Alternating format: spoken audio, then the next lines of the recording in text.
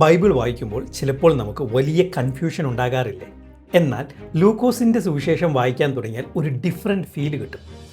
വെറും 5 ദിവസം കൊണ്ട് 5 പാർട്ടായി നമുക്ക് ഈ സുവിശേഷം എളുപ്പത്തിൽ വായിച്ചു തീർക്കാവുന്നതേ ഉള്ളൂ.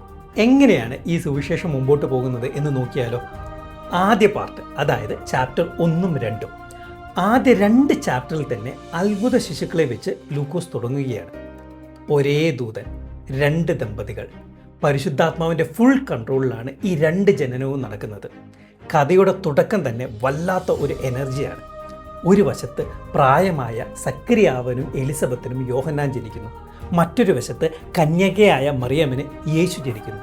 ഇങ്ങനെ പോകുന്നു ഒന്നാമത്തെ പാർട്ട്. ഇനി രണ്ടാമത്തെ പാർട്ടിലേക്ക് വന്നാലോ? അതായത് ചാപ്റ്റർ 3ഉം 4ഉം. കർത്താവ് മിനിസ്ട്രിക്ക് ഒരുങ്ങുന്നതാണ് ഈ പാർട്ടിൽ നമുക്ക് കാണാൻ സാധിക്കുന്നത്. ഈ ഭാഗത്ത് യേശുക്രിസ്തു വളരുന്നതും സ്നാനമേൽക്കുന്നതും പിന്നെ മരുഭൂമിയിൽ സാത്താനെ വചനം കൊണ്ട് തോൽപ്പിക്കുന്നതും ഇതെല്ലാം കാണാൻ സാധിക്കും.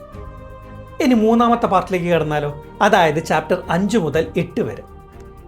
യേശു അപ്പച്ചൻ നേരെ ഗലീലയിലേക്ക് പോകുന്നു. ഗലീലയിൽ വെച്ച് ജനങ്ങളുടെ ഇടയിൽ അത്ഭുതങ്ങളും രോഗശാന്തിയും നൽകി ഒരു മിനിസ്ട്രി വർക്ക് അവിടെ നടത്തുകയാണ്.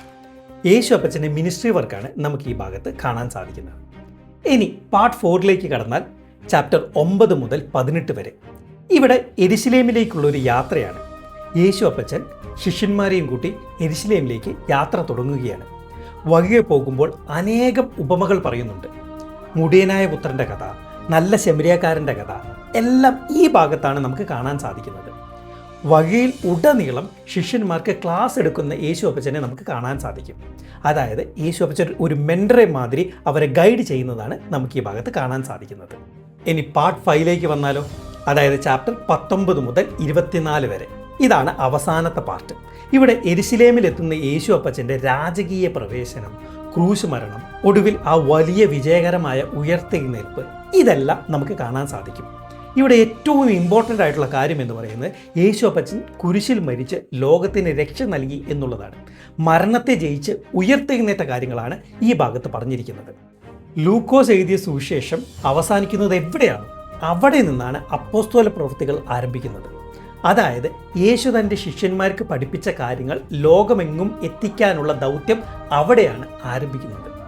ഇങ്ങനെ ഓരോ പാർട്ടായി തിരിച്ച് വായിച്ചാൽ വെറും 4-5 ദിവസം കൊണ്ട് നമുക്ക് ഈ സുവിശേഷം ഫുള്ളായി വായിച്ചു തീർക്കാം. ഡെയിലി ഒരു 30 മിനിറ്റ്, അതിൽ കൂടുതൽ എടുക്കില്ല.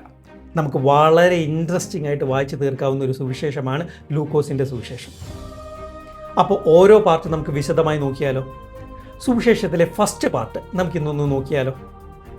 ഈ ഭാഗത്തിലേക്ക് വന്നാൽ, അതായത് ചാപ്റ്റർ 1ഉം 2ഉം. ഇവിടെ 2 അത്ഭുത ശിശുക്കളുടെ ജനനമാണ് കാണുന്നത്. മിറാക്കിൾ ബേബീസ്, ഒരേ ദൂതൻ, 2 ദമ്പതികൾ, പരിശുദ്ധാത്മാവിൻ്റെ ഫുൾ കൺട്രോളിലാണ് ഈ 2 ജനനങ്ങളും നടക്കുന്നത്. ചാപ്റ്റർ 1. സക്കരിയാവും എലിസബത്തും ബ്ലെയിംലെസ് അഥവാ കുറ്റമില്ലാത്തവരായിരുന്നു എന്ന് ലൂക്കോസ് 1:6 പറയുന്നുണ്ട്. അതിനർത്ഥം അവർക്കൊരു പാപവും ഇല്ലായിരുന്നു എന്നല്ല, മറിച്ച് തങ്ങൾക്ക് കിട്ടിയ വെളിച്ചത്തിൽ അവർ വിശ്വസ്തരായിരുന്നു എന്നതാണ്. നമ്മളിൽ പലരും വലിയ വലിയ ബൈബിൾ തിയോളജികൾ ആലോചിച്ച് തലപൊക്കിക്കാറുണ്ട്. യേശു അപ്പച്ചൻ ദൈവമാണോ അതോ ദൈവപുത്രൻ മാത്രമാണോ? ത്രിത്വം എങ്ങനെയാണ് വർക്ക് ചെയ്യുന്നത്? നീതീകരണം എന്നാൽ എന്താണ്? ഇതൊന്നും ചിലപ്പോൾ നമുക്ക് മനസ്സിലായില്ല എന്ന് വരാം. പക്ഷെ നമുക്ക് മനസ്സിലായ പല ചെറിയ അറിവുകളും ഉണ്ടാകാം. ആ ചെറിയ അറിവനുസരിച്ച് കർത്താവിനെ വിശ്വസ്തയോടുകൂടെ പിന്തുടരുക. ദൈവം നോക്കുന്നത് നമ്മുടെ PhD ബിരുദമല്ല, ഹൃദയമാണ്. പക്ഷെ നമ്മുടെ പ്രശ്നം എന്താണെന്നോ? നമ്മുടെ സ്വഭാവത്തിലോ കുടുംബത്തിലോ അല്ലെങ്കിൽ ചർച്ചിലോ ഉള്ള ചില തെറ്റായ കാര്യങ്ങൾ വചനത്തിലൂടെ ദൈവം കാണിച്ചു തരുമ്പോൾ നമ്മൾ എന്തു ചെയ്യും? അയ്യോ, അത് മാറ്റിയാൽ എനിക്ക് നഷ്ടം വരും. അതുകൊണ്ട് നമ്മൾ ഒന്നും മനസ്സിലാവാത്ത ഭാവത്തിൽ അല്ലെങ്കിൽ അറിയാത്ത ഭാവത്തിൽ നടക്കും. ആ തെറ്റിനെ ന്യായീകരിക്കാൻ 100 കൂട്ടം ന്യായങ്ങൾ ഉണ്ടാക്കും. ചില സത്യങ്ങൾ മനസ്സിലാക്കിയാൽ അത് അനുസരിക്കേണ്ടി വരുമല്ലോ എന്ന് പേടിച്ച് നമ്മൾ സത്യത്തിന് നേരെ കണ്ണടയ്ക്കും. ബൈബിൾ വചനത്തിലൂടെ നമുക്ക് താല്പര്യമില്ലാത്ത വെളിച്ചമാണ് ലഭിക്കുന്നതെങ്കിൽ നമ്മൾ എന്തു ചെയ്യും എന്നുള്ളതാണ് പ്രധാനപ്പെട്ട ചോദ്യം. അതൊരു മദ്യപാനത്തെക്കുറിച്ചാകാം, അല്ലെങ്കിൽ നമ്മളുടെ നികുതി വെട്ടിപ്പിനെ കുറിച്ചാവാം, അല്ലെങ്കിൽ കൈക്കൂലിയെക്കുറിച്ചാകാം, ആഭരണത്തെക്കുറിച്ചാകാം, സ്നാനത്തെക്കുറിച്ചാകാം, വിഗ്രഹാരാധനയെക്കുറിച്ചാകാം, ദാനത്തെക്കുറിച്ചാകാം, പ്രവചനത്തെക്കുറിച്ചോ അന്യഭാഷയെക്കുറിച്ചോ ആകാം. നമുക്ക് ലഭിച്ച വെളിച്ചത്തിനനുസരിച്ചാണോ നമ്മൾ നടക്കുന്നത്? കിട്ടിയ വെളിച്ചത്തിൽ വിശ്വസ്തരായിരിക്കുക. തെറ്റുകളും ശരികളും വചനം കാണിച്ചു തരുമ്പോൾ ന്യായീകരിക്കാതെ തിരുത്തുക. പൂർണ്ണ ഹൃദയത്തോടെ വിശ്വാസത്തോടെ മാത്രം ദൈവത്തോട് പ്രാർത്ഥിക്കുക. എന്നാലേ കുറ്റമില്ലാത്തവർ എന്ന് കർത്താവും നമ്മളെക്കുറിച്ച് പറയുകയുള്ളൂ. അടുത്ത ഭാഗത്തിലേക്ക് വരുമ്പോൾ വലിയ തമാശയും ഒപ്പം വലിയ ഒരു ചിന്തയും ഒളിച്ചിരിപ്പുണ്ട്. ലൂക്കോസ് 1:13 ഗബ്രിയേൽ മാലാഖ സക്കരാവിനോട് പറയുന്നു, നിന്റെ പ്രാർത്ഥനയ്ക്ക് ഉത്തരമായി ഭാര്യ എലിസബത്ത് ഒരു മകനെ പ്രസവിക്കുമെന്ന്. എന്നാൽ തൊട്ടു പിന്നാലെ 1:18 ഇതേ സക്കരാവ് മാലാഖയോട് ചോദിക്കുകയാണ്, ഇത് എങ്ങനെ സംഭവിക്കും എന്ന്. ഞാൻ വൃദ്ധനാണ് എന്ന്. ആലോചിച്ചു നോക്കൂ, വർഷങ്ങളായി ഒരു കുഞ്ഞിന് വേണ്ടി പ്രാർത്ഥിച്ചുകൊണ്ടിരിക്കുന്ന ആളാണ് സക്കരാവ്. ഒടുവിൽ മാലാഖ വന്ന് ദാ പ്രാർത്ഥനയ്ക്ക് ഉത്തരമായി എന്ന് പറയുമ്പോൾ പുള്ളി പറയുകയാണ് അത് എങ്ങനെ നടക്കുമെന്ന്, അതിനൊരു ചാൻസും ഇല്ല എന്ന്. വിശ്വാസമില്ലാതെയാണോ അപ്പോൾ സക്കരാവ് ഇത്രയും കാലം പ്രാർത്ഥിച്ചത്? അതെ, നമ്മുടെയൊക്കെ ജീവിതത്തിൽ സംഭവിക്കുന്ന ഒരു വലിയ യാഥാർത്ഥ്യമാണിത്. ഒരു ശീലത്തിൻ്റെ പുറത്ത് മാത്രം പ്രാർത്ഥിക്കുക, അല്ലെങ്കിൽ ഉത്തരം ലഭിക്കില്ല എന്ന് മനസ്സിൽ ഉറപ്പിച്ച് പ്രാർത്ഥിക്കുക, അല്ലെങ്കിൽ ഉത്തരം ലഭിക്കണമെന്ന ആഗ്രഹമില്ലാതെ പ്രാർത്ഥിക്കുക. വിശ്വാസമില്ലാത്ത പ്രാർത്ഥനയെ കർത്താവ് ഇഷ്ടപ്പെടുന്നില്ല. സക്കരാവ് ഊമനായി മാറി. സക്കരാവ് ഒരു പുരോഹിതനായിരുന്നിട്ടും ദൈവത്തിൻ്റെ ശക്തിയെക്കുറിച്ച് അറിവുള്ളവനായിട്ടും അബ്രഹാമിനെയും സാറയെയും ഹന്നയെയും മാതിരിയുള്ള മാതൃകകൾ മുമ്പിലുണ്ടായിരുന്നിട്ടും വിശ്വസിച്ചില്ല. നമ്മുടെ കുടുംബത്തിലും നമ്മുടെ കൂട്ടുകാരുടെ ഇടയിലും എല്ലാം കർത്താവിൻ്റെ വലിയ സാക്ഷ്യങ്ങളും അത്ഭുതങ്ങളും നമ്മൾ കണ്ടിട്ടുണ്ടാകാം. നമ്മുടെ മുമ്പിൽ വലിയ വലിയ വെളിച്ചങ്ങൾ കർത്താവ് തുറന്നു കാണിച്ചിട്ടുണ്ടാകാം. എന്നിട്ടും നമ്മൾ വിശ്വാസത്തിൽ വളരുന്നില്ല എങ്കിൽ ജീവിതത്തിൽ ഒരു വെളിച്ചമോ മാതൃകയോ ഇല്ലാത്ത മറ്റുള്ളവരെക്കാൾ എത്ര വലിയ കുറ്റക്കാരാണ് നമ്മൾ എന്ന് ഒന്ന് ഓർത്തു നോക്കൂ. ചാപ്റ്റർ 2. ഈ ചാപ്റ്ററിൽ 2 ഇമ്പോർട്ടൻ്റ് ക്യാരക്ടറുകൾ ബൈബിൾ നമുക്ക് പരിചയപ്പെടുത്തി തരുന്നുണ്ട്. യേശു ക്രിസ്തുവിനെ ദേവാലയത്തിൽ സമർപ്പിക്കാൻ കൊണ്ടുവരുമ്പോൾ അവിടെ 2 പ്രധാന വ്യക്തികളെ നമുക്ക് കാണിച്ചു തരുന്നു. ഒന്ന് ശിമയോൻ. ലൂക്കോസ് 2:25 പറയുന്നു, ശിമയോൻ നീതിമാനും ഭക്തനുമായിരുന്നു, പരിശുദ്ധാത്മാവ് അദ്ദേഹത്തിൻ്റെ മേൽ ഉണ്ടായിരുന്നുവെന്ന്. അദ്ദേഹം യേശു ക്രിസ്തുവിനെ കുറിച്ച് 2 വലിയ കാര്യങ്ങൾ പ്രവചിക്കുന്നത് നമുക്ക് ഈ ഭാഗത്ത് കാണാൻ സാധിക്കും. ഒന്നാമത്തെ പ്രവചനം ജാതികൾക്ക് വെളിപ്പെടുവാനുള്ള വെളിച്ചമാകുന്നു എന്ന്.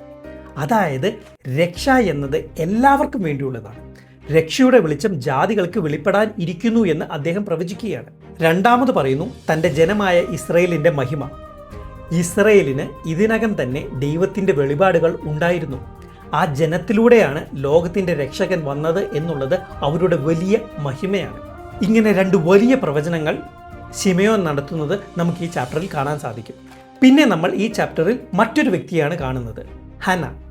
ദേവാലയം വിട്ടുപോകാതെ രാപ്പകൽ ഉപവാസത്തോടും പ്രാർത്ഥനയോടും കൂടെ ആരാധിച്ചിരുന്ന പ്രവാചക.